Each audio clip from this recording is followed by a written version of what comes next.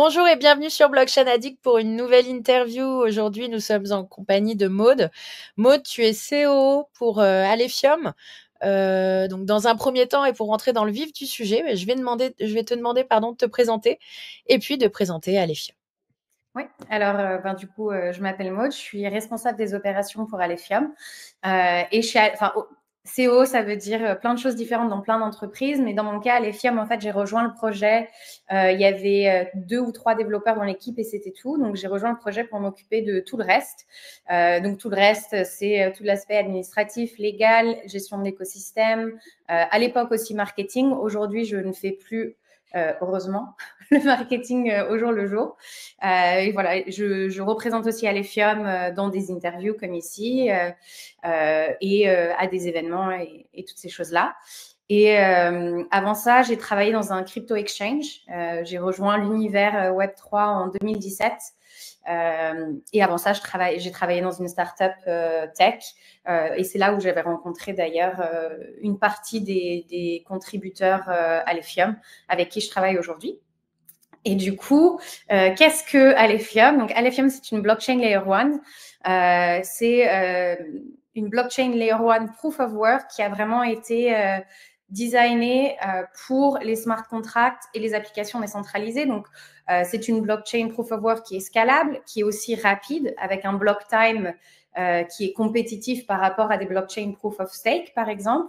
Voilà. Donc, c'est un petit peu ce que nous, on voit un peu comme le meilleur des deux mondes, la décentralisation, la sécurité de proof of work avec avec la scalabilité et la facilité de programmation qu'on peut retrouver dans d'autres écosystèmes. Et je voudrais revenir au tout début sur ton parcours. Comment a été ta découverte? C'était quand? Et qu'est-ce qui t'a passionné tout de suite sur, je suppose, la décentralisation, le peer-to-peer? Comment as-tu accroché à ce monde de la blockchain? Alors, j'ai eu un petit peu un baptême par le feu, si on veut, parce que j'ai commencé dans la crypto en décembre 2017. Je ne connaissais rien du tout à l'industrie. J'ai en fait suivi un peu mon réseau. En fait, c'est mon deuxième job. Et si vous étiez déjà dans la crypto en 2017, surtout en décembre, vous vous souvenez que c'est un peu la première fois. Enfin, c'était la fin de la folie des ICO. C'était aussi les CryptoKitties sur Ethereum. Donc, un peu la première fois qu'on a bien senti les J'en ai un. probabilités. J'en ai un. Toujours un, c'est cool. Et aussi la première fois que Bitcoin avait atteint à l'époque 20 000 $. Donc, c'était un peu une période où je m'étais dit, en fait, en décembre 2017, j'étais encore à mon ancienne entreprise et je m'étais dit, je vais aller aider sur le groupe Telegram de l'exchange en attendant que je commence officiellement pour me familiariser avec l'industrie. Et ce qui devait être 1 heure par jour à droite à gauche s'est retrouvé à 15 heures par jour à essayer de répondre à toutes les demandes de support, à Noël, sous la table, à répondre à ces choses-là. Donc, c'était un petit peu un baptême par le feu. Et du coup, c'est vrai que cette première expérience, ça m'a quand même...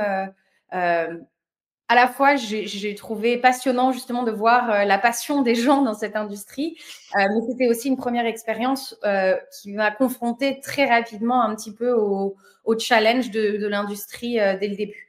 Et après, moi, ce que j'ai toujours aimé... Alors, une des choses que j'aime toujours dans l'industrie, qui n'est pas nécessairement liée à la technologie, qui découle de la technologie, mais qui n'est pas la technologie propre, c'est aussi la façon dont en tant qu'individu, on collabore dans cette industrie, où on a vraiment des gens, ou de travailler dans des équipes qui sont décentralisées, des gens qui sont partout dans le monde, et on amène ensemble ces compétences par rapport à des passions communes. J'ai trouvé ça... c'est quelque chose qui m'a toujours fascinée et que j'ai toujours admiré dans cette industrie. Et voilà. D'accord, et c'est vrai que parfois apporter son aide à un projet sur Discord est la meilleure solution de prouver qu'on est capable de rédiger ou de poster des choses ou d'aider de n'importe quelle manière. Le projet après est intéressé après par te recruter tout simplement parce qu'il t'a déjà contribué. Exactement. Alors moi, j'étais déjà recrutée, c'était juste, j'avais encore ma période de transition entre les deux entreprises. Mais c'est clair qu'aujourd'hui, même nous, chez Alephium, on a beaucoup de community members, en fait, qui ont commencé doucement dans notre communauté à contribuer au fur et à mesure qu'ils étaient plus confortables et surtout plus qu'ils avaient plus de connaissances dans le projet, à du coup commencer à répondre aux questions des autres, à être impliqués dans beaucoup plus de choses. Ça nous est arrivé de recruter des membres de la communauté, soit directement dans l'équipe, soit ils ont monté leur propre initiative. On a un community DAO, par exemple, où c'est vraiment des membres de la communauté qui, du coup, font beaucoup d'initiatives pour le développement de l'écosystème de leur propre chef. Ok. Tu évoquais, pardon Antoine, tu évoquais le full remote et la manière de travailler de notre écosystème. Et c'est vrai, on en parlait avec Antoine il n'y a pas longtemps. C'est vrai que c'est en train de devenir une sorte de norme limite dans la manière de fonctionner des sociétés Web3. Et c'est une question qui se pose même pas. Je le vois que ce soit lors d'entretiens et que l'on recrute, où les gens ne demandent pas si on a des bureaux physiques ou pas, etc. Et je le vois également dans la manière de communiquer et de faire. Les recrues qu'on peut avoir aujourd'hui sont déjà prêtes à Slack, etc. par rapport à celles qu'on pouvait avoir il y a quelques années de ça, où il fallait des fois faire un onboarding de Slack, ou voilà. Ouais. Donc c'est en train de se... Voilà, je suis vraiment alignée avec ce que tu dis, et c'est vraiment un aspect de notre écosystème qui me plaît beaucoup aussi. Je sais pas si Antoine voulait continuer, avait une question ou pas. Non, mais c'était par rapport à l'histoire d'Alephium et par rapport à, du coup, tu as évoqué d'abord le proof of work, mais revenir sur l'histoire d'Alephium, les tout débuts, et après nous expliquer qu'est-ce que c'est. Oui, bien sûr. Donc, en fait, le fondateur de Alephium, qui s'appelle Cheng Wang, était basé en Suisse. Il est venu faire son PhD en Suisse. Et un des sujets de son PhD, c'était les algorithmes de consensus. Et il a publié un papier sur... il a écrit un truc sur... Attends, je sais même plus. C'est The First Linear Non-Synchronous Business... Whatever. Un truc, un papier sur un algorithme de consensus. Et en fait, son papier, il a été invité il avait été invité à présenter son papier par la fondation Ethereum, ça, parce que c'est un papier de recherche qui, du coup, était intéressant pour l'industrie. Et du coup, il a commencé, comme il a été invité, il a commencé à rechercher, en fait, les Ethereum, la crypto en général, le Web3. Et voilà. Et en fait, en faisant des recherches, à l'époque, Ethereum avait déjà, je crois, annoncé plus ou moins une volonté d'évoluer, en tout cas vers Proof of Stake éventuellement. Et voilà, il a contribué un peu à Ethereum. Il avait écrit un truc qui s'appelle Uniflash. Je me souviens plus ce que ça fait exactement, mais un truc Uniflash comme ça. Et en fait, au fur et à mesure, c'est comme ça qu'il est rentré dans l'industrie. Et au fur et à mesure de continuer sa recherche, de continuer à être impliqué, il s'est rendu compte que le chemin que prenait Ethereum à l'époque, qui du coup a guidé un petit peu le chemin que toutes les plateformes de smart contract ont pris après, c'était pas nécessairement le choix que lui aurait fait, on va dire. Et du coup, il a écrit plusieurs white papers sur des technologies particulières, notamment notre algorithme de scalabilité qui est notre algo qui nous permet de scaler la blockchain, et quelque chose pour améliorer l'efficacité énergétique de Proof of Work. Et c'est des papiers qu'il allait pitcher ensuite de nouveau à la fondation Ethereum. Vous pouvez d'ailleurs les voir sur la plateforme Ethereum Research et à d'autres blockchains. Et bien évidemment, on le sait bien que pour les grosses blockchains qui sont déjà établies, qui ont déjà fait des choix technologiques et qui ont toute cette dette technologique, de faire des gros changements, c'est très compliqué. Donc, le feedback, c'était oui, sur le papier, c'est nickel, mais de toute façon... il n'y en a plus beaucoup. Il y en a plus beaucoup en proof of work. Maintenant, les nouvelles blockchains ne sont plus du tout sur ce modèle-là. Il y en a très peu. Il y en a quelques-unes, mais c'est vrai qu'on est très peu de ce côté-là. Et en fait, c'était tout le driver derrière la création d'Alephium, c'était de montrer que Proof of Work, pouvait être scalé, qu'on pouvait en fait, parce que en fait, donc il y a 4 grandes catégories de blockchain. Donc, en termes de consensus, tu as souvent Proof of Work, Proof of Stake, c'est les deux grosses.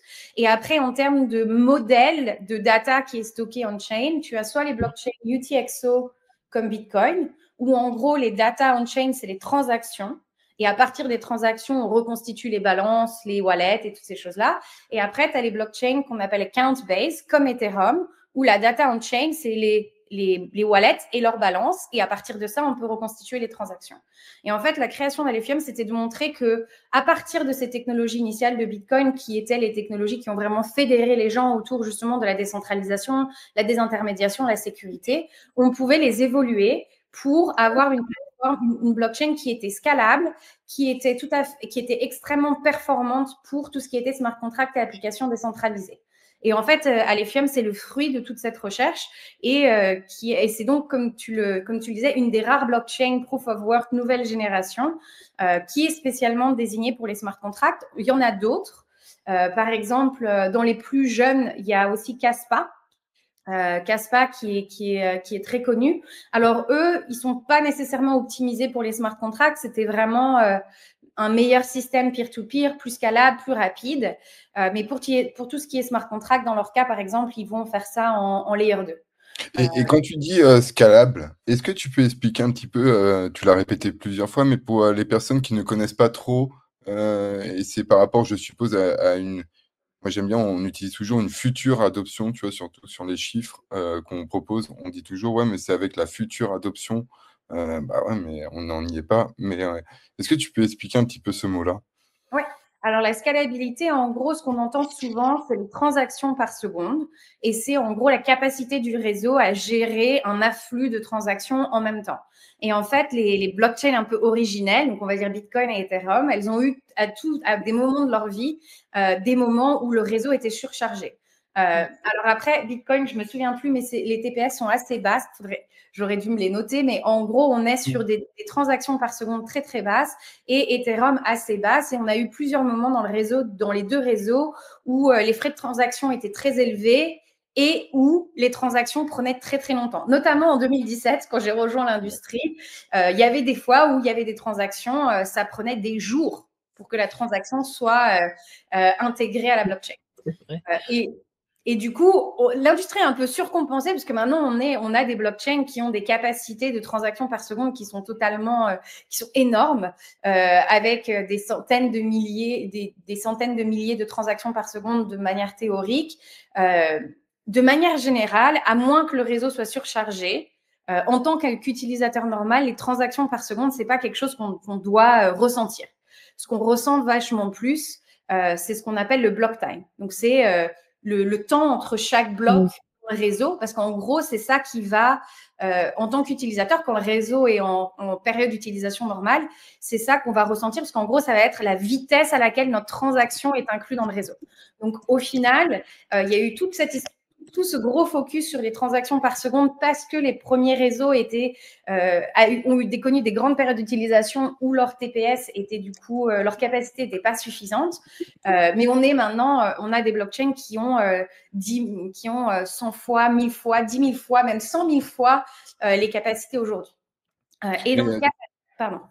Non, mais c'était, tu vois, par exemple, quand je regarde actuellement, par exemple, les blockchains comme Base ont vraiment le vent en poupe et je m'aperçois que les gens ne regardent pas forcément la décentralisation ou vraiment le modèle de la blockchain et s'intéressent à cet aspect-là et ils veulent, comme tu disais, que ça fonctionne et avoir des frais aussi bas. Et je m'aperçois de cela sur des nouvelles blockchains comme Base qui s'apprécient beaucoup. Oui, c'est vrai, voilà. Et à cause de ces frictions qu'il y a eu dans les précédentes années, il y a eu un peu ce gros focus sur les transactions par seconde. Mais de nouveau, en fait, les transactions par seconde, c'est quelque chose en tant qu'utilisateur, à moins qu'on soit vraiment en période de surcharge du réseau, on ne les ressent pas. Ce qu'on ressent vraiment, ce sera le block time. Voilà. Et on va dire historiquement, les blockchains proof of work avaient tendance à avoir moins de capacité que les blockchains proof of stake, notamment en ayant besoin d'assurer cette décentralisation de manière différente, mais aussi un block time qui est souvent plus long. Et du coup, à Alephium, on a aujourd'hui, en termes de TPS, le réseau peut gérer au-delà de 10 000 transactions par seconde. Et aujourd'hui, on a un block time de 16 secondes. Et on a une network upgrade, donc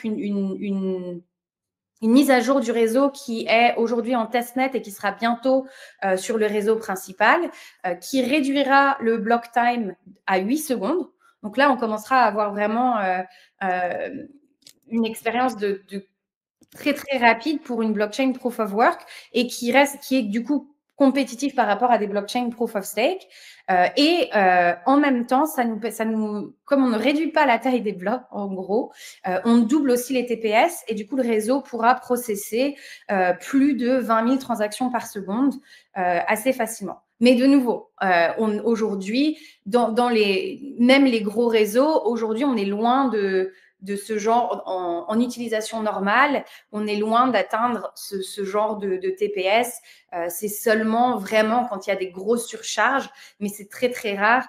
Aujourd'hui, les réseaux qui ont vraiment expérimenté ces restrictions, on est dans des réseaux qui ont 10, 50, 40 TPS. Donc, on est quand même… c'est ces réseaux-là qui ont vraiment ressenti cette mauvaise performance en cas de surcharge, mais aujourd'hui, je pense qu'on est très, très loin en termes d'industrie pour vraiment toucher à cette limite que les nouvelles blockchains ont aujourd'hui. On peut voir aussi que le trading est quelque chose qui fait beaucoup les transactions sur une blockchain. On s'en aperçoit avec Hyperliquid. Ça permet de voir concrètement ce qu'on peut faire. J'ai toujours pensé que le trading à haute fréquence, quand il pourra se mettre sur une blockchain, ça va encore générer plus de frais et du coup de revenus. Mais on voit que c'est des protocoles qui sont plutôt rentables et qui ramènent de l'argent. Est-ce que tu as un avis là-dessus, sur le trading et la blockchain? Alors, je pense qu'aujourd'hui, tout ce qui est la DeFi ou toute cette industrie-là, donc qui inclut du coup le trading, c'est clairement la partie de l'industrie qui est la plus résiliente et où l'adoption est la plus établie, on va dire, aujourd'hui. Et c'est clairement… c'est clairement le use case, je pense, qui, comme toi, va vraiment amener plus d'utilisation, plus d'usage. Après, je pense aussi, ce qui est important, c'est il y a toujours des trade-offs en termes de technologie. Et c'est-à-dire, typiquement, tu parlais justement des blockchains comme Base, où les gens prioritisent certains aspects de performance par rapport à la décentralisation et la désintermédiation. Donc, je pense vraiment que c'est important dans un écosystème. Et à la censure. Et aussi la résistance à la censure. Et je pense que c'est important dans une industrie, pour que l'industrie mature, il faut avoir des solutions qui ont des trade-offs différents. Et c'est aussi, de nouveau, ça revient un petit peu à l'origine de Alephium, c'est que il y a aujourd'hui, la majeure partie des blockchains qui supportent les smart contracts et ces applications décentralisées, elles reposent sur les mêmes bâches technologiques avec des trade-offs qui sont très, très similaires.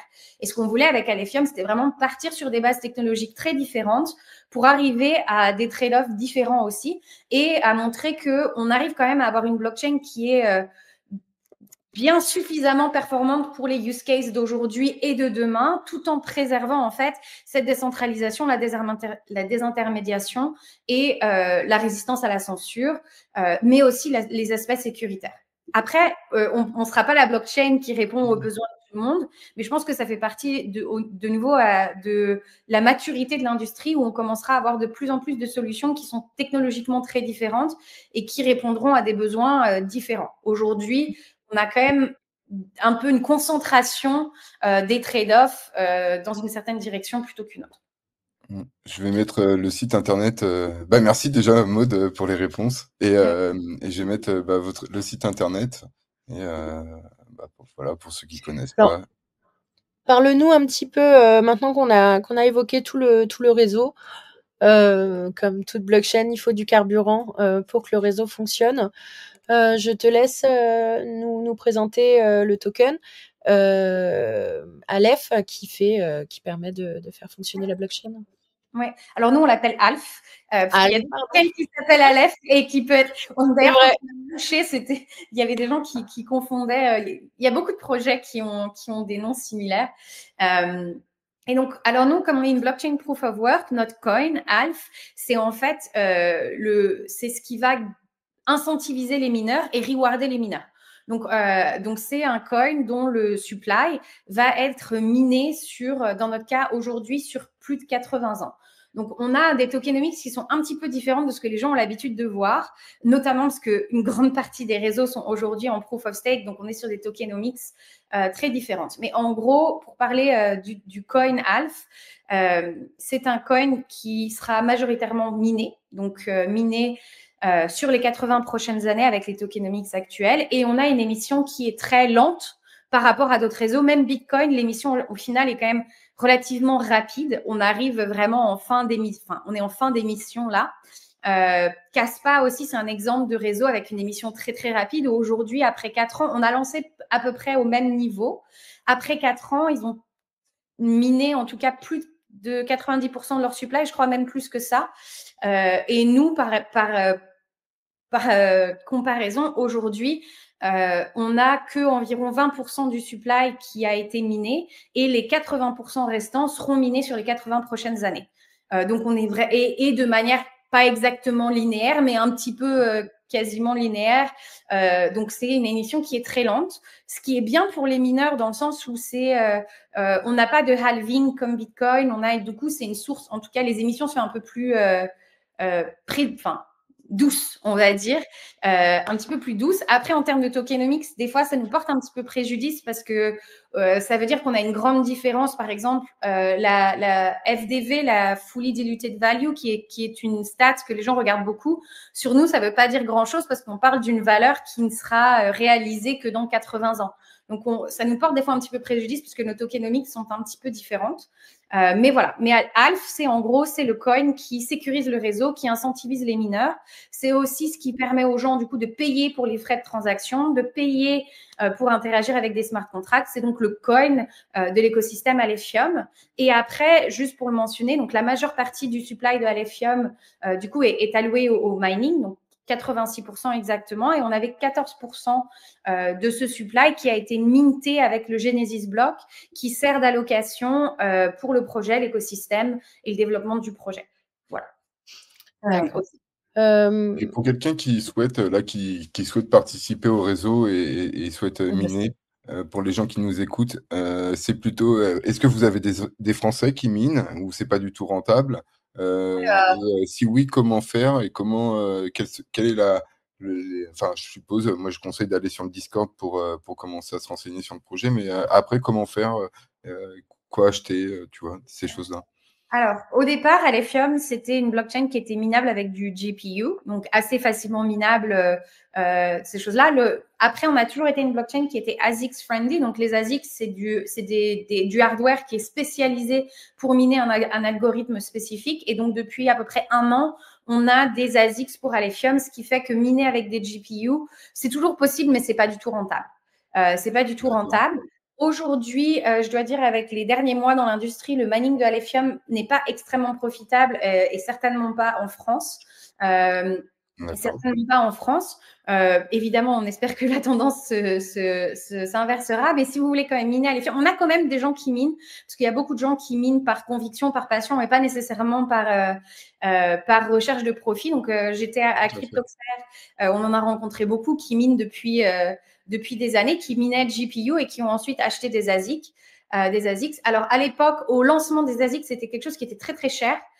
Aujourd'hui, il y a quand même des ASIC qui sont plus ou moins au prix d'une carte graphique, ce qu'on peut faire tourner à la maison. Après, il y a des ASICs qui sont plutôt, moi j'appelle ça industriels, mais dans le sens où c'est des ASICs qui sont très très brillants et c'est des choses qu'on ne peut pas brancher à la maison et qu'on doit installer dans des fermes de minage.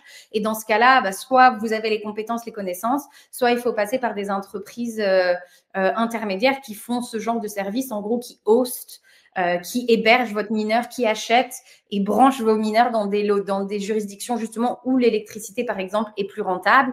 En France, il y a pas mal d'entreprises. Il y a Blob, je crois qu'il y a... Blob, on les connaît bien. Ils ont beaucoup de mineurs à Alephium dans leurs écosystèmes, mais il y a aussi... il y a plein d'autres entreprises en France qui offrent ce genre de service. Et après, pour participer au réseau, donc il y a bien évidemment de miner, mais au final, les gens sous-estiment. Alors, c'est pas rentable. Il n'y a pas de revenus pour faire tourner un nœud, mais en fait, une blockchain, c'est les nœuds. Un réseau blockchain, c'est la somme de tous les nœuds qui existent. Et du coup, pour être un participant actif du network et pour être une partie de la blockchain Alephium, de faire tourner un nœud, c'est en fait ça. Et c'est aussi ce qui garantit un petit peu la désintermédiation, parce que si vous faites tourner un nœud, vous pouvez vous-même aller vérifier les données qui sont on-chain. Et en fait, c'était aussi une des raisons pour laquelle on a choisi d'être en Proof of Work, parce que le Proof of Work permet de designer des nœuds qui sont beaucoup plus petits en taille. Et donc, on peut faire tourner sur un ordinateur, on peut même les faire tourner sur un Raspberry Pi. Et c'est quelque chose que beaucoup de blockchain Proof of Stake ne peuvent pas faire, ou par exemple sur Solana, pour faire tourner un nœud, il faut un serveur. Et Il faut beaucoup de sous. il faut beaucoup de sous. Et ça veut dire que du coup, dans ces réseaux-là, beaucoup de gens se reposent sur des parties intermédiaires pour leur donner accès aux informations de la blockchain. Et c'est tellement restreint que c'est même pas parce que tu réunis la somme en question qui est déjà énorme sur Solana, c'est qu'après, il faut déjà être connu, faut déjà avoir fait ses preuves, ce qui est maintenant, enfin, un nouveau ne peut pas arriver forcément comme ça et être accepté en tant que validateur. Donc, ça devient de plus en plus dur encore. Ouais, c'est plus permission. Et alors qu'un réseau Proof of Work, n'importe qui peut faire tourner un nœud, et ça parle aussi de la résilience du réseau. Alors, bien évidemment, on n'est pas sur des grands scénarios catastrophes, mais imaginons qu'il y ait une catastrophe, la blockchain, la majeure partie des nœuds tombent, la facilité avec laquelle quelqu'un peut faire tourner un nouveau nœud, c'est ça en fait qui va, parce que les nœuds sont la blockchain. Et donc, une blockchain où on peut faire tourner un nœud sur un portable, sur un téléphone, va être beaucoup plus résiliente à ce genre de scénario qu'une blockchain où il faut qu'on trouve un serveur, qu'on trouve l'argent, qu'on achète le serveur, qu'on le branche à un endroit où on peut faire brancher le serveur pour restarter en gros la blockchain. On est beaucoup plus résilient et beaucoup plus dynamique et résistant aussi à la censure et aux événements quand on peut très rapidement faire tourner un nœud comme ça. Donc, c'était important pour nous. Après, de faire tourner un nœud sur une blockchain Proof of Work, il n'y a pas de reward pour ça. Mais la reward, c'est la décentralisation et l'accès sans intermédiaire aux données de la blockchain aussi. Et c'est un peu comme le Bitcoin où les récompenses diminuent, les mineurs se challenge. Ça marche comment aussi après votre modèle? Alors, nous, comme je disais, on a des émissions qui sont un petit peu différentes. Donc, Bitcoin a du halving. Donc, tous les 4 ans, les rewards sont divisés par 2. Kaspa, par exemple, ils ont un mécanisme qui est pas comme, c'est pas tout à fait du halving, mais à des périodes régulières, les émissions sont réduites. Je me souviens plus exactement, c'est un truc par rapport ou un truc comme ça. Nous, on est beaucoup plus, en gros, il y a 2 facteurs qui impactent l'émission. C'est le hash rate et le temps. Mais en gros, de manière générale, au tout début, pour incentiviser les mineurs vraiment sur le tout début du réseau, pour essayer d'atteindre une masse un petit peu de hash rate suffisante, en gros, les rewards ont augmenté un petit peu au début. Et là, maintenant, en gros, elles décroît. Elles décroivent, je ne sais pas. Elles sont en décroissance. Voilà. Elles sont en décroissance pour les 80 prochaines années. Et alors, au jour d'aujourd'hui, on a un supply qui est fixe. C'est-à-dire qu'au jour d'aujourd'hui, il y a une émission fixe et un supply fini. Avec la prochaine network upgrade que je mentionnais, on va changer ça et on va introduire ce qu'on appelle des tails emission. En gros, ça ne change rien sur les 80 prochaines années. L'émission, elle reste la même. Donc, on est sur une émission assez faible sur les 80 prochaines années qui est en légère décroissance. Qui est en décroissance sur ces choses-là. Et après, à la fin de ces 80 ans, pardon, il y aura ce qu'on appelle des tail emissions, comme il y a sur Ethereum et Monero, par exemple, pour s'aligner sur ces modèles-là, parce qu'on voit il y a quand même beaucoup de questions sur qu'est-ce qui se passe quand il n'y a plus de reward. Et c'est des questions qu'on voit à la fois sur Bitcoin, malgré le fait que les transaction fees sur Bitcoin sont quand même très élevées, ou sur des chaînes comme Kaspa, pareillement, où ils arrivent à la fin de leur émission et où les mineurs se demandent si les transaction fees sont suffisants. Dans notre cas, c'est un changement qui n'a pas vraiment d'impact dans notre lifetime. En tout cas, moi, dans 80 ans, je pense que je serai plus là. Et voilà. Et donc, il y a tout à fait l'opportunité que le réseau continue d'évoluer d'ici là, mais c'est un des changements qu'on a prévus sur la prochaine network upgrade. Alors, est-ce que tu peux, maintenant qu'on a, je pense, fait une présentation vraiment globale de l'écosystème, est-ce que tu peux nous évoquer des projets qui se construisent sur votre réseau. Est-ce que tu peux un petit peu nous faire un état des lieux? Ouais. Alors, à l'Ephium, juste pour donner un petit peu de contexte, on a notre propre modèle de comptabilité, on va dire, dans notre blockchain, qui allie le meilleur du modèle UTXO qui était introduit par Bitcoin, donc l'aspect parallélisation, toute la sécurité, la protection contre pas mal de vecteurs d'attaque, et la programmabilité et la facilité de programmer au-dessus du modèle account-based. Donc, on a un modèle qui mixe les deux pour, pareil, avoir un petit peu le meilleur des deux mondes, la sécurité, tout en ayant toutes les capacités de programmation au-dessus. Après, et du coup, on a notre propre machine virtuelle et on a notre propre contrat, notre propre langage de smart contract. Donc, voilà. Donc, c'est des fois un petit peu un challenge parce qu'on ne reprend pas les standards, ce qui fait que d'amener dans notre écosystème les piliers de base, ça nous prend un petit peu plus de temps. Mais on a aujourd'hui des oracles, des DEX, des plateformes NFTs, du lending. Donc, on a vraiment tous les basiques qu'on veut voir dans un écosystème. On a environ... Vous avez des stablecoins? Bientôt. D'accord. Alors, on a des stablecoins dans le sens où on a aussi des bridges. Donc, une des choses qu'on a fait très, très rapidement pour notre écosystème, c'est qu'on a fait des bridges vers d'autres écosystèmes pour notamment amener dans l'écosystème Alephium des stablecoins comme l'USDT, l'USDC, parce que comme on est une nouvelle blockchain et qu'on est petit, d'avoir nativement l'USDT émis nativement sur Alephium, c'est quelque chose qui va nous prendre un peu de temps. Donc, on a ces stablecoins qui sont bridgés et on a aussi des projets qui vont lancer, il y en a un qui s'appelle Halfbanks, par exemple, qui va lancer un stablecoin over-collatéralisé avec du lending. Voilà. Donc, on a ce genre de projet qui arrive. C'est vraiment un usage qu'on voit quand même dans la blockchain et qui s'apprécie beaucoup. Et on voit que ça monte énormément et de cycle en cycle. Il y a plus en plus d'émissions. Malheureusement, il y a très peu de projets qui décentralisent vraiment ce stablecoin, mais on voit que la TVL n'arrête pas d'augmenter. Et qu'est-ce que tu en penses de cet usage aussi qui est apparu grâce à Ethereum, hein, au début au smart contract, hein, et on a vu vite des stablecoins apparaître et disparaître parfois certains. Mais, bien. En fait, je pense que c'est vraiment, on voit aujourd'hui que c'est le cas d'usage qui est le plus rapidement adopté par l'industrie traditionnelle avec, je crois que c'était Visa ou Mastercard ou les deux qui annonçaient justement qu'ils allaient commencer à supporter les stablecoins dans leurs univers. Alors, pour Les deux. ils vont commencer avec des géographies, je crois que c'est en Amérique latine et dans d'autres juridictions, et pour après les étendre. Donc, on voit vraiment que ce use case, notamment pour les paiements et toutes ces choses-là, c'est quelque chose qui est en train de s'ancrer vraiment dans de l'adoption qui va au-delà de juste notre industrie et qui est en train vraiment de se répandre.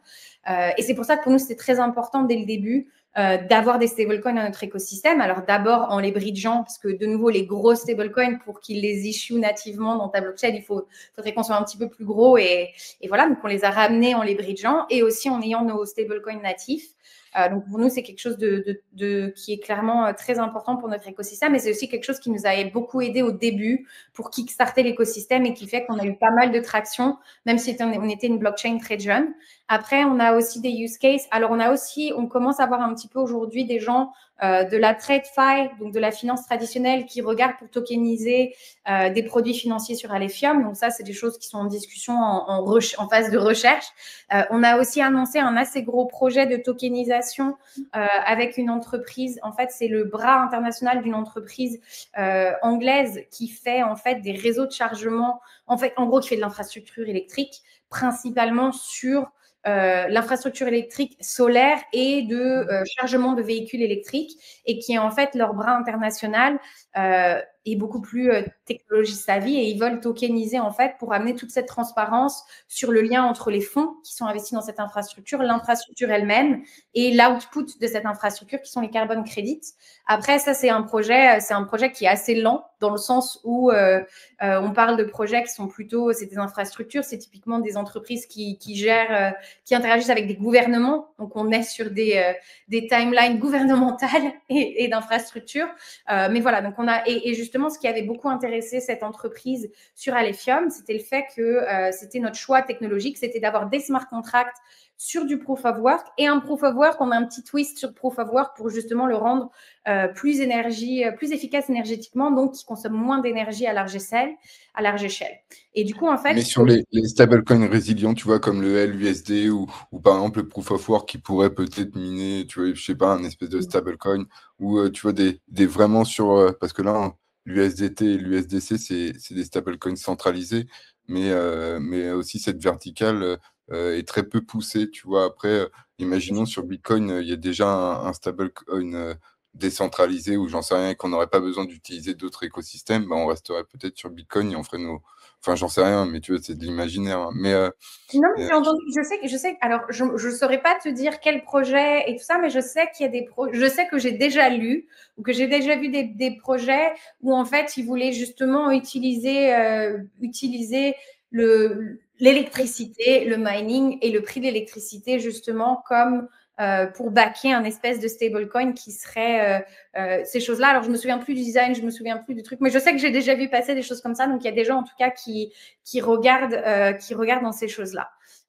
Voilà. Et justement, dans le cycle précédent, tout ce qui était mining, c'était quelque chose qui avait été extrêmement diabolisé et on voit depuis l'année dernière, ou en tout cas 12-18 mois, un revirement, mais à 180 justement de l'industrie sustainabilité des infrastructures, parce qu'au final, ils se rendent compte que le mining, c'est un outil hyper puissant pour la transition énergétique, pour supporter des pratiques plus sustainable plus sustainable et favoriser la transition énergétique dans des endroits où c'était pas par exemple financièrement possible et au final il y a eu beaucoup de choses aux États-Unis, au Texas notamment, mais aussi dans plein d'autres pays qui ont montré que c'était un outil hyper puissant. Donc là où c'était comme l'eau et l'huile à l'époque, le mining et la sustainabilité, la transition énergétique, aujourd'hui c'est vraiment on le voit vraiment, il y a vraiment un revirement et ça devient un outil très très puissant pour ça et très très efficace. Donc il y a beaucoup de synergies dans ce côté-là à explorer et qui, on l'espère, seront très bénéfiques à Alephium parce que de nouveau, on est une des rares blockchains proof of work qui a nativement sur la layer 1 des capacités de smart contract. On n'est pas les seuls, mais on est une des rares. Tout à fait. Alors, c'était un point que je voulais aborder, en effet. Alors, pour nos auditeurs, si jamais vous le souhaitez, la problématique du mining durable, nous l'évoquons en long, en large et en travers dans notre récente interview avec Sébastien Gouspillou, qui est encore, qui à l'heure d'enregistrer n'est pas encore en ligne. J'aurais aimé un petit peu ton avis justement, puisqu'on a tendance à diaboliser le proof of work et à lui attribuer tout un tas de culpabilité sur le réchauffement climatique. J'aurais aimé un petit peu avoir ton avis et voilà, du coup que tu développes ce que tu exprimais un petit peu juste avant. Avec plaisir.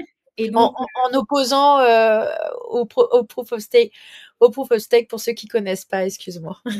Alors pour la partie proof of work, proof of stake, tout ce que je peux dire, c'est que quand les gens regardent la consommation énergétique d'un réseau, ce que les gens ont souvent mis en comparaison, c'était le coût de miner un bloc. Quel est le coût pour miner un nouveau bloc? Quel est le coût pour valider un nouveau bloc dans le cas de proof of stake? Mais ça, en fait, ce n'est qu'une partie de l'activité du réseau parce que le coût il y a miner un bloc, mais il y a aussi faire tourner un nœud. Et déjà, alors oui, miner un bloc sur une blockchain proof of work, ça demande plus d'énergie que de valider un bloc sur une blockchain proof of stake.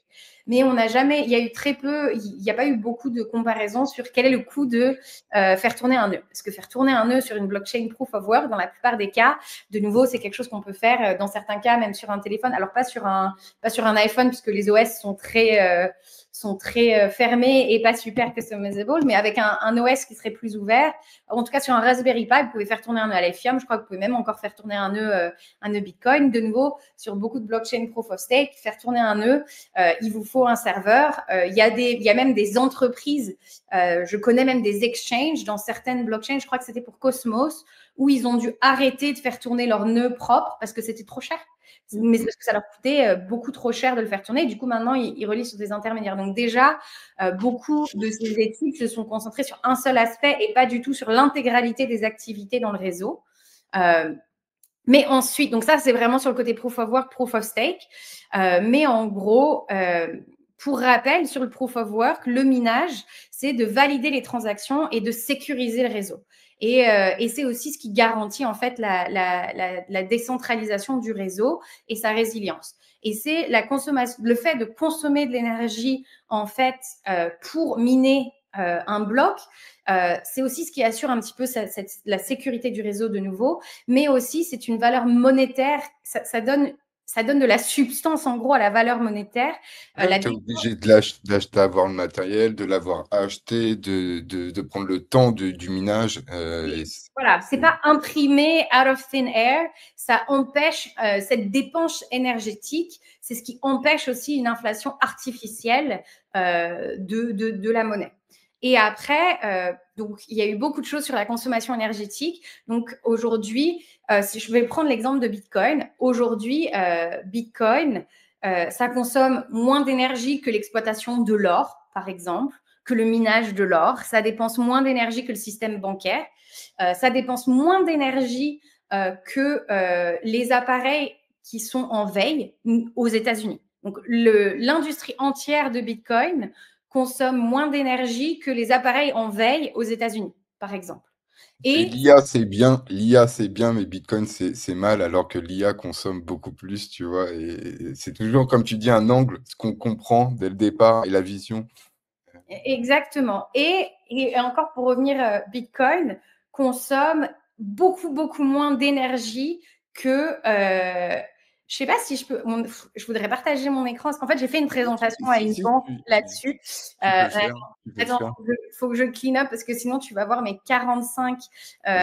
tu peux envoyer l'adresse dans le chat. Non, mais c'est un slide que j'avais fait en fait. Bah voilà, je vais juste présenter ça parce qu'en fait, c'est une présentation que j'avais fait. Alors, en plus, elle est en français, c'est parfait parce que c'est pour une banque. Est-ce que tu peux l'agrandir un tout petit peu plus? Tu sais, tu zoomes avec les... En slideshow comme ça. Ah, super. Et en fait, voilà. Donc ça, c'était repris d'une étude qui avait été faite par Galaxy Digital et où on voit en fait la consommation de Bitcoin par rapport à l'exploitation de l'or, au système bancaire, aux appareils en veille aux États-Unis.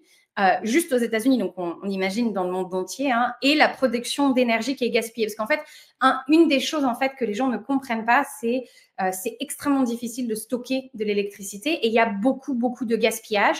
Et en fait, pour en revenir à ce projet de tokenisation d'infrastructures électriques et tout ça, en fait, eux, ils ont toujours été intéressés par le minage parce que comme c'est une industrie dans laquelle ils ont travaillé depuis des années, ce qu'ils ont vu, c'est que même en Angleterre, où ils utilisaient des panneaux solaires pour générer justement l'électricité, pour charger les véhicules électriques pour leur station de chargement de véhicules électriques sur les autoroutes, ils avaient du surplus d'énergie qu'ils perdaient à perte. Et donc, il y a toujours eu, eux, ils ont toujours voulu, vu la synergie avec le minage pour justement rentabiliser en fait cette perte d'énergie qu'ils avaient, même pour imaginer qu'on perd de l'énergie au solaire en Angleterre. c'est assez rigolo. Et en fait, voilà, j'avais fait toute une présentation là-dessus, donc où il y a, par exemple, en Chine et au Québec, où ils exploitent les surplus hydroélectriques qui sont gaspillés parce qu'ils n'ont pas les infrastructures. Toutes les éoliennes, par exemple, au Texas, l'énergie solaire. Donc, en fait, il y a aussi beaucoup... en tant que mineur, on cherche là où l'énergie est la moins chère possible.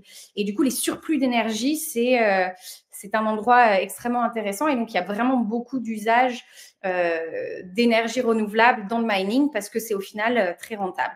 Et après, le minage, ça a été utilisé notamment sur la stabilisation du réseau électrique, par exemple au Texas, parce que le minage, en fait, c'est comme un tampon énergétique. On peut l'allumer, l'arrêter en quelques secondes s'il y a des pics de consommation. Et du coup, c'est une flexibilité qui permet d'optimiser l'infrastructure. Ça permet d'absorber et de rentabiliser l'excès d'énergie non utilisée. En fait, du coup, ça permet à des endroits, parce que un des problèmes qu'ils avaient au Texas, c'est qu'en gros, ils n'avaient pas l'argent de dimensionner leur réseau électrique pour supporter les pics de consommation. Et donc, c'était déjà arrivé il y a quelques hivers qu'au Texas, le réseau électrique plante complètement et que pendant 3 semaines, ils n'avaient pas de réseau. Il y a plein de gens qui sont morts. Enfin, vraiment, c'était... Et en fait, c'est parce que le coût de dimensionner le réseau à la taille des pics, c'est extrêmement cher et c'est pas rentable du coup. Du coup, ils pouvaient pas le dimensionner le réseau pour ces pics qui arrivent 3 fois par an. Et en fait, le mining, ça leur permet de rentabiliser en fait et de stabiliser ce réseau électrique et de pouvoir dimensionner le réseau pour les pics et d'utiliser en gros le minage pour absorber le surplus quand le réseau n'est pas en pic d'utilisation. Et du coup, ils ont récemment, le Texas et ERCOT, ils ont récemment publié et du coup, ils ont économisé 18 milliards de dollars. Ils ont évité l'investissement dans des centrales à gaz, les gas peaker plants, qui étaient ce qu'ils utilisaient pour les pics de consommation, en fait. Donc, ils dimensionnaient le réseau électrique normal pour la consommation en average et ils avaient ces trucs de gaz qu'ils utilisaient vraiment pour les pics qui sont extrêmement polluantes. Et en fait, en utilisant le mining, c'était beaucoup plus efficace, beaucoup plus durable. Il y a aussi tout ce qui est pour utiliser pour les réductions de méthane. Donc ça, c'est ce que font Crusoe Energy et ExxonMobil qui récupèrent le méthane pour miner Bitcoin. Et ces sites de récupération de méthane sont plus efficaces que les projets qui sont que pour ça, en termes vraiment de réduction des émissions de méthane.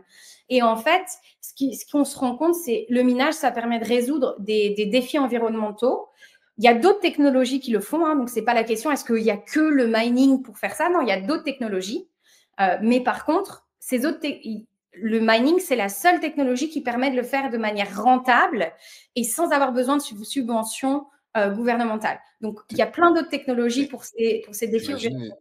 L'énergie que ça prend, les imprimantes pour imprimer du fiat, l'énergie que ça prend, comment c'est intransportable, la sécurité qu'il faut autour de ça, enfin l'argent du coup, le temps que ça prend, la consommation énergétique, voilà, ça prend de l'argent de miner voilà, de l'argent fiat, alors que cette monnaie numérique, tu vois, du Bitcoin ou du Proof of Work, qui peut utiliser cette énergie excédent, c'est quand même de la folie et c'est de l'innovation.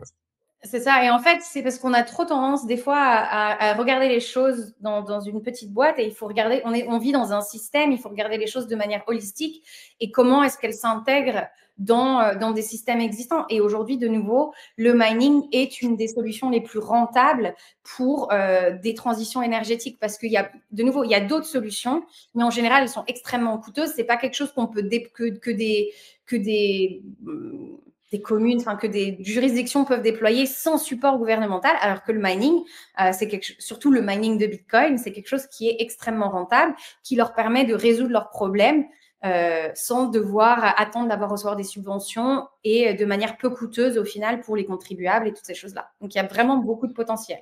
Transition énergétique ou politique, voire économique d'ailleurs, puisque tu as des exemples d'États qu'on voit à travers la presse. Je pense au Bhoutan, par exemple, qui a misé un petit peu sur ça avec un minage hydraulique, enfin, basé sur son système hydraulique en tout cas, et sur son surplus d'énergie, etc. Et d'où le fait que l'importance que les fermes de mining doivent être mobiles justement pour pouvoir s'adapter. Et voilà, je merci beaucoup parce que je trouve que c'est super intéressant d'avoir ce son de cloche voilà, de la part d'un professionnel. Sauf erreur de ma part, Antoine, nous commençons à être dans le format. Moi, j'en profite, j'avais encore... j'avais une dernière question, parce que c'est intéressant aussi, même ta philosophie que j'apprécie. Mais qu'est-ce que tu penses des initiatives comme Diem qui a été fait, ou tu vois, l'euro numérique? Qu'est-ce que tu penses de cela qui va à l'encontre, comme si la masse ne s'intéressait pas à la décentralisation, Diem et euro numérique, c'est encore deux choses un peu différentes. Oui, mais à toutes ces monnaies-là qui émergent, tu vois, complètement centralisées, et est-ce que ça va pas se retourner contre nous? Et parce que moi, quand tu as connu Ethereum en Proof of Work, il est passé en POS, ça a changé la donne. Si tu regardes dans 10 ans, tu vois, avec un œil lointain, encore une fois, est-ce qu'on va pas vers un truc, le Web 3 sera peut-être pire voilà. Alors, je pense, j'ai pas la science infuse et je sais pas si j'ai des grosses opinions. Après, moi, ce que j'ai toujours aimé dans la blockchain, il y avait deux aspects. Il y a deux aspects dans la technologie elle-même. Il y avait la partie décentralisation, désintermédiation et aussi de redonner aux gens le contrôle sur leurs assets. y a cet aspect-là, et je pense que ça, c'est une des valeurs fondamentales. Et de nouveau, avec Alephium, pour nous, c'était une des valeurs directives dans nos choix technologiques et toutes ces choses-là. Après, il y a aussi tout l'aspect de la technologie de la blockchain sur tout ce qui est sur l'automatisation et sur l'amélioration des process existants. Et du coup, ce que je vois, c'est que surtout dans la partie un petit peu traditionnelle, ils utilisent beaucoup cet aspect-là, et c'est un peu cette partie-là qu'ils veulent exploiter, c'est comment ils améliorent leur process pour enlever les inefficacités et toutes ces choses-là. Et comme tu disais, je pense que tout ce qui est les valeurs fondamentales de ces choses-là, c'est pas vraiment ce qui les intéresse. Alors, est-ce qu'au final, ce sera bénéfique pour nous, pas bénéfique pour nous? Je pense qu'il y a, quand tu regardes un petit peu à quel point les banques utilisent des systèmes outdated, où c'est un puzzle, un patchwork de technologies qui ont entre 10 et 30 ans dans certains cas, et où quand tu vois l'évolution technologique à la vitesse à laquelle elle va, d'imaginer nos banques qui utilisent des softwares, des parties d'infrastructure, de leur partie d'infrastructure, des trucs qui ont 10 ans, 15 ans, voire plus, d'avoir un petit peu d'évolution technologique de ce côté-là, c'est pas forcément négatif, juste en termes de ces choses-là. Après, en termes, ça clairement, ça fait pas avancer les valeurs fondamentales. Et alors, pour moi, clairement, ce qui est un peu dommage, c'est que on vit dans un monde, alors moi encore plus en Suisse peut-être qu'en France, où du coup, on n'a pas vraiment, on n'a pas de mémoire, l'expérience en fait de ce qui arrive quand un gouvernement commence à censurer, à restreindre en fait ce genre d'accès. Même en France, pas trop. Mais par exemple, et donc du coup, j'ai l'impression que les gens n'attachent pas nécessairement autant d'importance à la décentralisation, parce que c'est pas quelque chose qu'ils ont vraiment ressenti, donc ils se rendent pas compte à quel point les dérives peuvent être dramatiques. Tu vas poser ces questions dans des pays où il y a de l'hyperinflation, où du jour au lendemain, d'acheter des trucs, c'est pas possible, ou du jour au lendemain, c'est plus possible d'aller retirer son argent à la banque. Tout d'un coup, la décentralisation et ces choses-là sont bien plus un sujet d'actualité. Donc, je pense que alors, d'un côté, j'espère que les gens n'auront jamais à se rendre compte à quel point la décentralisation est extrêmement importante, mais je pense que c'est en partie pour ça, c'est parce que on ne se rend pas, on se rend pas compte à quel point ça peut être terrible ces compromis sur la décentralisation, et que ça peut bien revenir nous en remettre une dans la tête quand on se retrouve pas. Donc, en tout cas, nous, on est clairement partisans de privilégier la décentralisation, la désintermédiation, et de donner aux gens, s'ils le veulent, le pouvoir de gérer leurs assets, et de ne pas avoir besoin de faire confiance à des intermédiaires. Ça ne veut pas dire de nouveau, à la fin, c'est pas de forcer les gens à faire quoi que ce soit, mais c'est de leur donner le choix. C'est de développer des technologies où ces choses-là, où c'est des choix qui sont possibles, où c'est quelque chose où les gens peuvent le faire s'ils veulent le faire. Et je trouve qu'on a on compromet beaucoup, on enlève beaucoup ce choix-là aux gens sous prétexte que les gens, ils s'en foutent, tout ce qu'ils veulent, c'est ça. Ils s'en foutent jusqu'au jour où ils s'en foutent pas. Et c'est important en tout cas pour nous, c'est de nouveau, ça revient au principe, à ce qui a généré la création d'Alephium, c'est que on voulait montrer qu'il n'y a pas besoin de compromettre cette décentralisation pour avoir un écosystème, une blockchain performante et sécurisée et programmable aussi. Et donc, je pense que ce serait bien que toutes les parties, y compris la finance traditionnelle, éventuellement fassent ce choix qu'on peut. Le Bitcoin a été créé avec l'idée d'une crise, hein, et je pense moi, je pense qu'il faut, c'est tant que t'as pas atteint une crise, et bah malheureusement, on n'en éprouve pas le besoin parce qu'on n'a pas dit tiens malheureusement voilà. Donc je pense c'est comme la sécurité, tant que tu t'es pas fait voler, souvent tu prends moins de précautions sur un wallet. C'est comme tout, c'est quand tu subis qu'après tu réagis. Donc faut mieux réagir avant. Exactement. J'aimerais bien qu'on arrive à un stade où justement il n'y a pas besoin d'un traumatisme ou d'une crise pour se rendre compte de l'importance de ces choses-là. Puis il y a aussi aujourd'hui, je ne sais pas si c'est le cas. Ouais, puis il y a aussi la situation, tu l'évoquais, la complaisance, c'est-à-dire que nous, les pays européens, dans leur globalité, on est dans un système qui est un peu désuet mais qui fonctionne. On a une monnaie qui est pas trop mauvaise, on va le dire comme ça, si on compare à d'autres.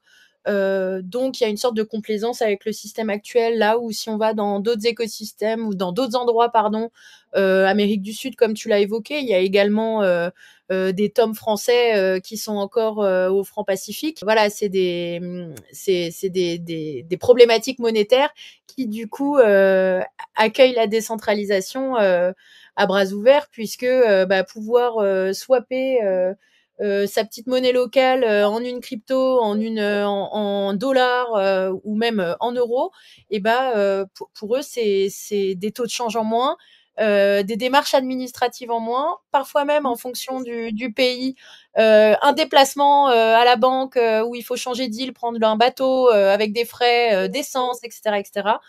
Donc, des gens, ça change ça nous leur vie. perturbe moins, nous, Européens. Enfin, Européens, je sais pas comment le... Parce qu'il y a des... Mais occidentaux, plutôt, que d'autres. Alors, il y a énormément d'exemples en Afrique. Il y a des exemples politiques aussi, avec des dons Bitcoin en Érythrée. Enfin, voilà, il y a énormément d'exemples qui montrent justement ce que tu évoques et la pertinence mais ce qui est dommage, c'est justement dommage que c'est au moment où ils sont en train de regarder pour adopter ces technologies, de faire le choix de ne pas prendre les options décentralisées qui existent, ou en tout cas de ne pas pousser pour le développement de solutions décentralisées. C'est dommage parce qu'aujourd'hui, on est dans une phase de début d'adoption. Donc, c'est-à-dire que aujourd'hui, ces institutions peuvent choisir d'adopter la version de cette technologie qui est le plus décentralisée, d'investir dans des options qui sont décentralisées. C'est dommage de ne pas le faire.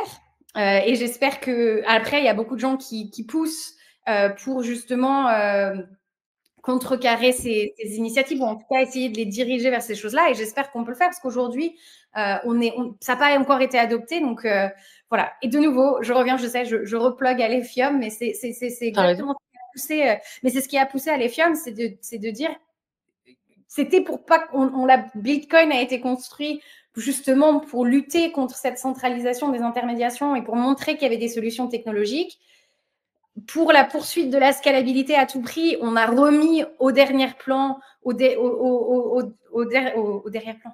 plan, je ne sais plus, la décentralisation, la sécurité et la désintermédiation, parce que la désintermédiation est extrêmement importante pour cette décentralisation aussi. Et du coup, voilà, il y a des projets comme nous et il y en a d'autres qui essayent justement d'apporter des solutions technologiques, de dire, voilà, tu peux garder tous ces bénéfices, tu peux scaler, tu peux programmer tout ce que tu veux dessus, mais il faut, c'est pas forcément, c'est peut-être un peu plus difficile, c'est peut-être pas le choix machin, mais c'est tout à fait possible et tout à fait réalisable aujourd'hui avec les technologies et les solutions actuelles. Et voilà, et donc on espère tous que c'est quelque chose que l'industrie Web3, mais aussi les stakeholders au-delà de l'industrie Web3, ce sera des choses, j'espère qu'on arrivera à leur faire prendre conscience de l'importance de faire ces choix-là aujourd'hui, même si la nécessité ne se fait pas nécessairement ressentir de manière dramatique dans nos systèmes, quoi. C'est la philosophie du proof of work qui reste aussi parfois qui donne envie, en tout cas de personnes d'essayer ou de vous découvrir parce que comme j'ai dit au tout début, mais il y en a de moins en moins. Et moi, c'est quelque chose qui me passionne et donc cool. Et est-ce que tu aurais des ressources à conseiller? Il y a toute la doc que je vais afficher d'Alephium, mais toi, après, est-ce que tu as des ressources que tu aimerais partager? Alors, pour tout ce qui est spécifique à Alephium, on est en train de refaire notre site web et tout ça, mais il y a la doc, on a beaucoup de choses. Après, on essaie d'être on est encore assez petit, donc on est encore assez accessible. Donc, d'aller discuter avec la team dans nos différentes, que ce soit sur Discord, Telegram, on essaye d'être disponible et de répondre aux questions. Après, pour tout ce qui est sur le mining, proof of work et de manière générale, et aussi un petit peu l'importance de la décentralisation et tout ce qui se passe. Si vous parlez anglais, il y a un monsieur qui s'appelle Daniel Batten sur Twitter qui fait beaucoup, qui a un qui lobby depuis beaucoup d'années justement pour lutter contre tous les mythes autour du proof of work, du mining. Alors c'est un Bitcoin maximaliste, donc c'est très centré sur Bitcoin, mais j'ai appris énormément des ressources et des partages qu'il fait. Donc si c'est cette partie-là qui vous intéresse, je pense il est très très intéressant et il y a beaucoup de beaucoup de recherches pour tout. Si vous voulez vous éduquer. C'était Daniel comment Daniel Batten. Alors je l'écris comme ça, je crois. Alors attends, je revérifie, mais oui, je suis quasi sûre. Daniel. Oui, c'est ça, Daniel Batten. Et du coup, c'est pour avoir des ressources avec des études, avec tout ce qui, avec les chiffres, toutes les sources et tout ça. Lui, c'est vraiment, moi en tout cas, c'est ma ressource principale parce qu'il a passé vraiment beaucoup de temps avec les recherches. Ouais, exactement. Et en fait, du coup, tout ce qui présente, c'est toujours backed par de la recherche, des statistiques, des choses qui ont été vérifiées et tout ça. Et donc, moi, c'est quelque chose qui m'a vraiment... beaucoup des ressources, typiquement, la présentation que j'avais fait, ça vient de présentations que lui a fait, parce qu'il a fait vraiment, il y a beaucoup de recherches et ça permet de pas juste donner des faits sans avoir la source pour pouvoir les supporter. Voilà. Ah bah, super. Bah, merci Maud d'avoir accepté de répondre à nos questions. Et on invite toutes les personnes à s'abonner et à liker la vidéo. Merci encore Maud. Merci beaucoup à vous et puis bonne journée. Merci.